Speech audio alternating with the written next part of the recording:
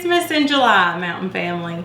We have a very fun recipe today for you. Well, if you can even call it a recipe, it's so easy. I don't even know that it would qualify. But I have a special helper here with me today, my miracle. Meredith, are you going to help me cook? Yeah. Yeah, I can't wait. Are you going to help me put the peppermints on top? They'll be so tasty. So tasty, yes they will. Yeah. Yum.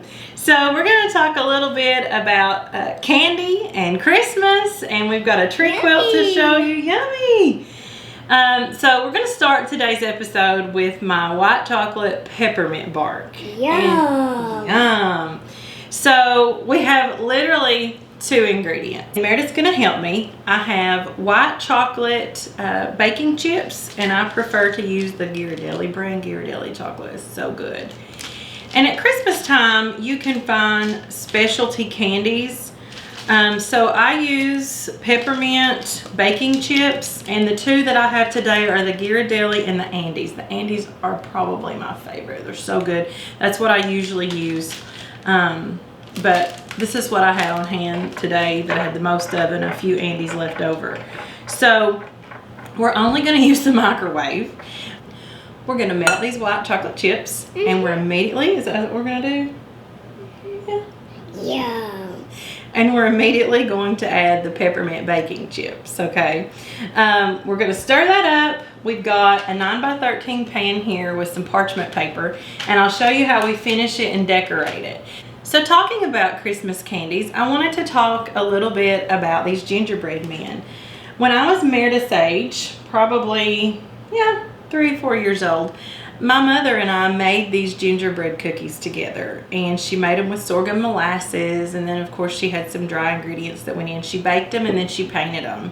She said she should have shellacked them. They would have lasted longer. A few of them have lost limbs through the years, but I'm 35 years old, so this gingerbread cookie is over 30 years old, and she decorates her tree with it every year. She has a really adorable kitchen Christmas tree, and so these are very special to me. Something else we're going to talk about is stringing popcorn, and that is a mountain tradition of how to decorate a Christmas tree. And somewhere in her storage, and I'll get that out for you at Christmas time because I think Meredith and I are going to string some together. We have a 32-year-old strand of popcorn that my mother and I strung together, and we still get that out and decorate her tree, and that's very Appalachian, very mountain. So at Christmas time, Meredith and I might get us some needle and string. We have a lot of that around here. And we're going to string us up some popcorn to decorate our tree with. But today, we've just got popcorn. Also from my childhood is this sweet little tin that I always enjoy putting my peppermint bark in. It says, "From our house to yours." And my mama's sister, my mama Ida Mae, her sister Maxine Davis Kennedy, she would come see us at Christmas time, and she always brought some type of candy in this. And so she gave it to me. I kept bragging on this tin, and she finally gave it to me. And so I enjoy every year putting my peppermint bark in it. And so you can tell it's vintage. It's probably pretty old. She and my Uncle Steve always brought me a Lifesavers book, and they would open the plastic and slide a $20 bill in it and then seal it back. And so I always enjoyed getting those little books of colorful Lifesavers with a little $20 bill. It's the little things that you remember. And so today's kind of a nostalgic recipe. Meredith, what do you love about Christmas? Baby Jesus. Baby Jesus. He's so special to us, isn't he? Yeah, he's a cute little baby. He was a cute little baby. And he's dear to our hearts, isn't he? Okay. He's a cute little baby all the time. Yeah, he's a cute little baby all the time. We love Jesus, don't we? All right, so we're going to go ahead and get this chocolate melted. I'm going to show you how to put it together real quick. Okay, I have my chocolate melted, and at this point we want to work fast. It's going to harden on us pretty quick. So Meredith, can you stir that for Mommy? And I'm just going to add, this is completely at your discretion, how much you like. Peppermint is a strong flavor, so I don't measure. I just pour until it looks pretty good to my tasting. Okay, stir it for us really quick. Boy, that looks delicious. Thank you. think we can add some more. What do you think? All right, let Mommy finish up here, and I'll let you help me put the sprinkles on, okay? Yum, sprinkles. I love sprinkles, don't you? I love sprinkles on cupcakes. You do? Mm. Can we make some of those with our ingredients? Sure. Yay! We'll make some cupcakes with our ingredients. Can I eat them? Sure. Yay! Thank you, Mommy. You're welcome. I'm not scripting this. She's just that sweet. All right, so we have a little bit hung there, but that's all right. I'll get that out in a little bit. Okay, this is where we work fast. You stand right there and don't fall. All right, I'm gonna put it out in front of you here.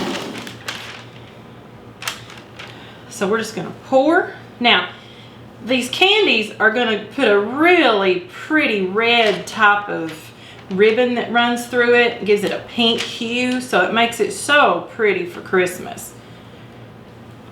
I'm making a giant cookie. It kind of looks like it. We're making bark. Remember that candy you ate yesterday that you really liked? We're just gonna spread it out. Meredith, would you like to add a few sprinkles? Oh, yes.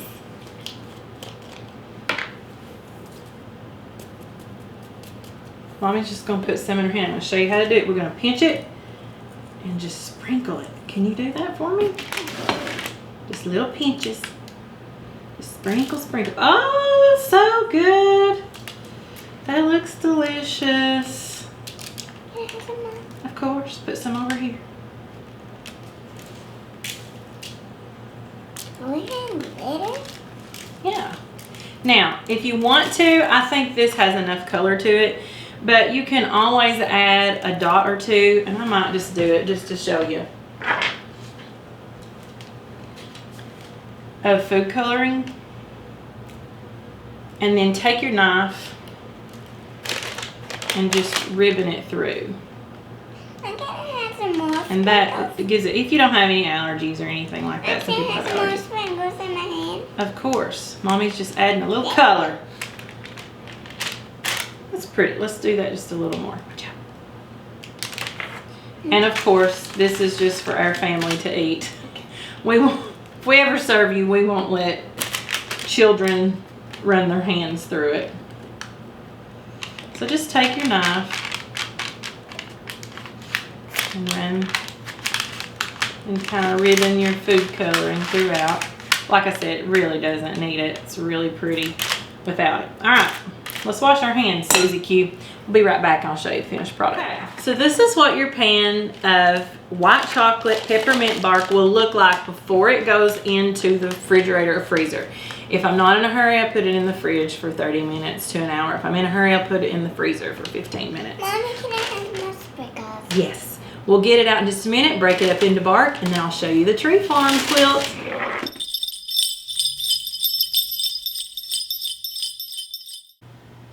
I'm so excited to share with you my tree farm quilt. So I used 2.5-inch strips from a jelly roll, and it was We Whisk You a Merry Christmas by Kimberbell Designs for Maywood Studios.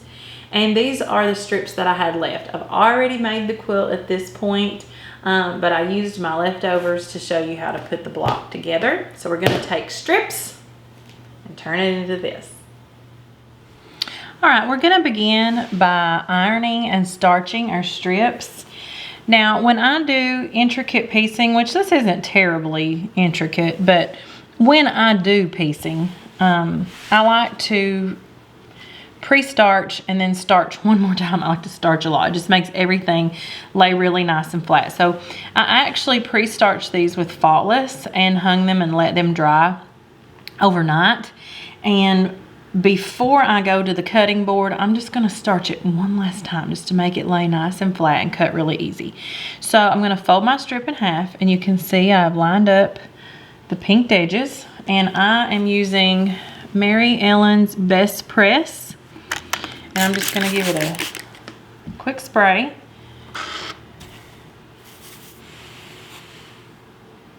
And I don't want to distort the fabric, so I'm not going to do that back and forth motion that we do sometimes when we iron clothes.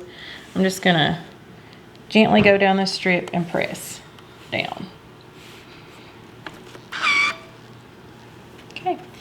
So we have a nice crisp piece of fabric to cut. So let's go to the cutting board.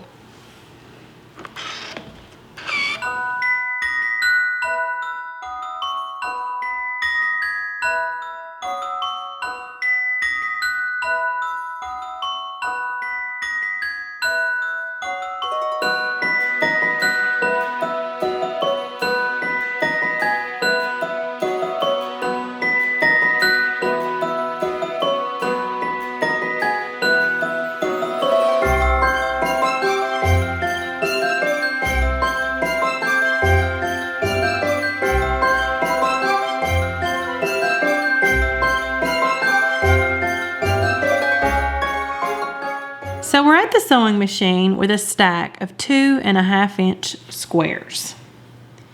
And with these squares, we need to make something called half square triangles. And I'm going to show you a really simple way to do that. They're kind of a thorn in my side. I've had to practice and practice to get them not to turn out wonky. Excuse the noise outside if you can hear that.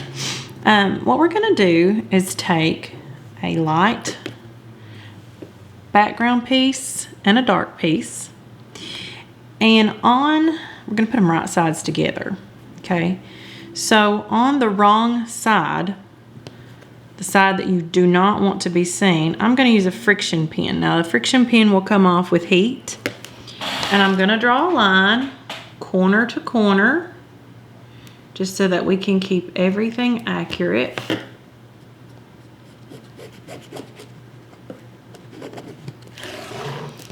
And I'm going to sew from the top of my line to the bottom of my line.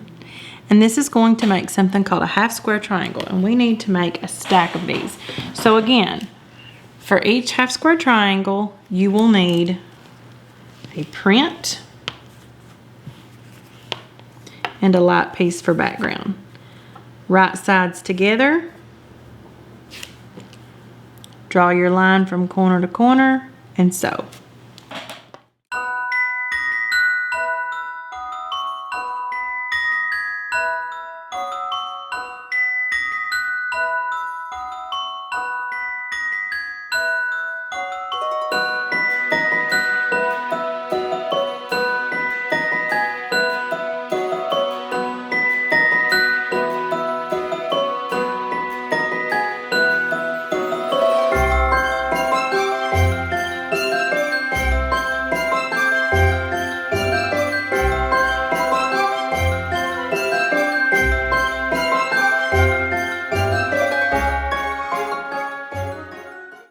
Okay, so the next step is to do the same thing that we did on the Americana quilt. We're going to unclip the threads because this is called chain piecing, what we just did. And in order to make a half square triangle, we are going to cut approximately 1/4 inch on the right side of your seam. So just going to eyeball it, and then when you open it up, just finger press it here to the dark side so that we don't see that seam underneath. We have a half square triangle, and this is going to help put the points on the tree boughs of our quilt. So I'll take you over to the cutting board and let's lay this quilt out. Here is our cute quilt block. I'm going to try to hold the camera where you can get all of it in view. So this was a free pattern that I found on Pinterest by Free Motion by the River. And she had just took a screenshot and listed her piece sizes. And so I'm going to just relay that to you. For the trunk, we have a 2.5 inch by 2.5 inch square.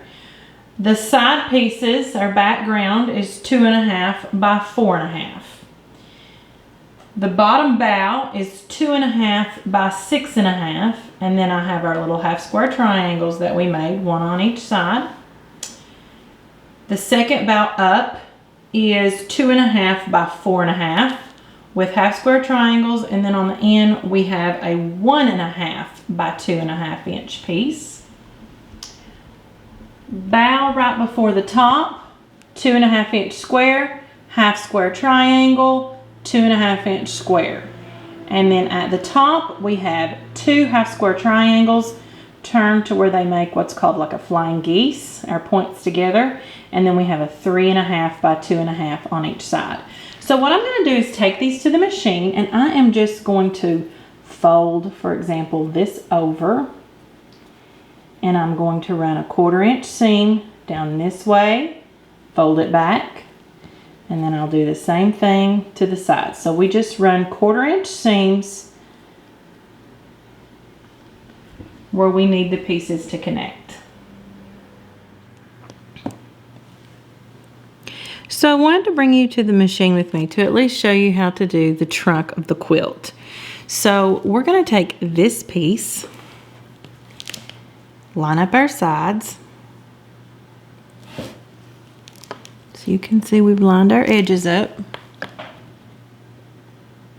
And I'm going to run it under the machine on my 1/4 inch foot. Now the reason that I have a 1/4 inch foot is to give me a perfect 1/4 inch seam all the way down so that our blocks won't be off. So I'm just,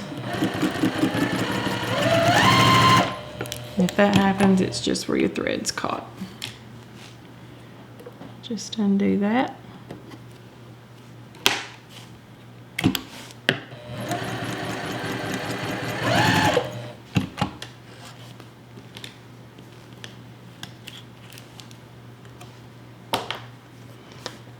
Now, you can see when I roll this back, just finger press it, you have a nice straight seam. So let's do this side. Line up your edges.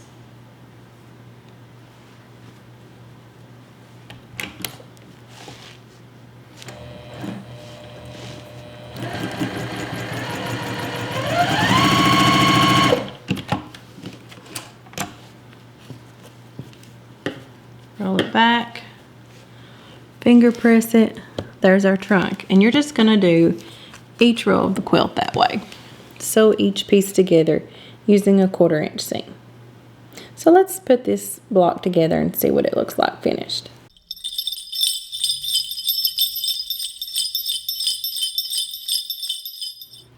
So after I sewed a 1/4 inch seam on all of our pieces, and then did the same thing to the rows. I just sewed the rows 1/4 inch, pressed it. This is our completed block. I hope that was clear as mud. I hope you'll join my mountain family by subscribing to my channel. Give this video a thumbs up if you like it. You can also find me on Facebook and Instagram under Lady Appalachia Quilts, and the Tree Farm quilt will be for purchase on my Etsy shop, which is also Lady Appalachia Quilts. Until next time, from my mountain home to yours.